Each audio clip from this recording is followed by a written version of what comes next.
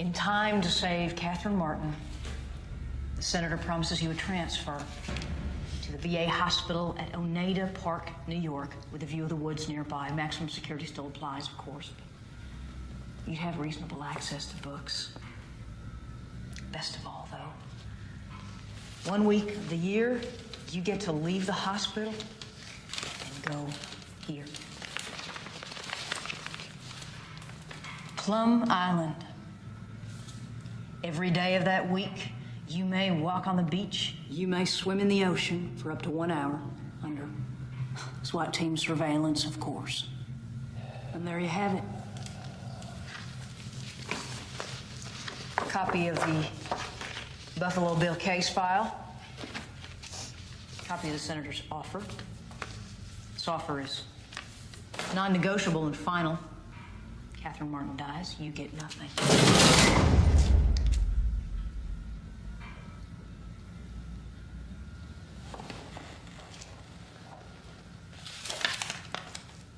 Plum Island Animal Disease Research Center.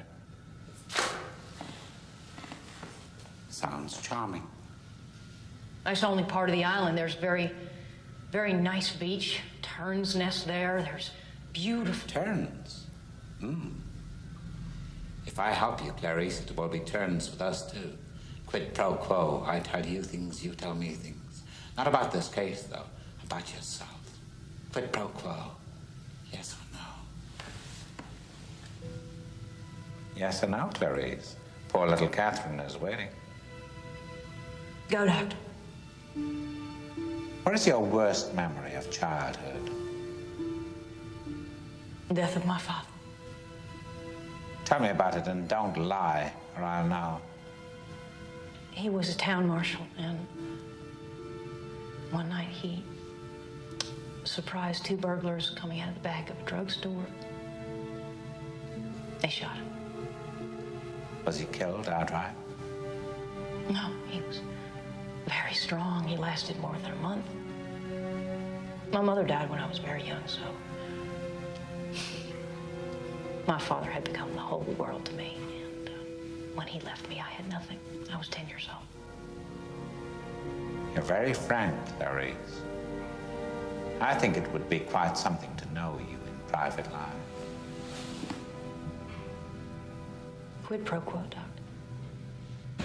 So tell me about Miss West Virginia. Was she a large girl? Yes? Big through the hips? Roomy? They all were. What else?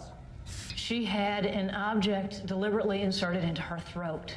Now, that hasn't been made public yet. We don't know what it means. Was it a butterfly? Yes, a moth. Just like the one we found in Benjamin Raspail's head an hour ago. Why does he place them there, Doctor? The significance of the moth is change. Caterpillar into chrysalis or pupa, and from thence into beauty. Our Billy wants to change too. There's no correlation in the literature between transsexualism and violence. Transsexuals are very passive. Clever girl. You're so close to the way you're going to catch him. Do you realize that? No, tell me why.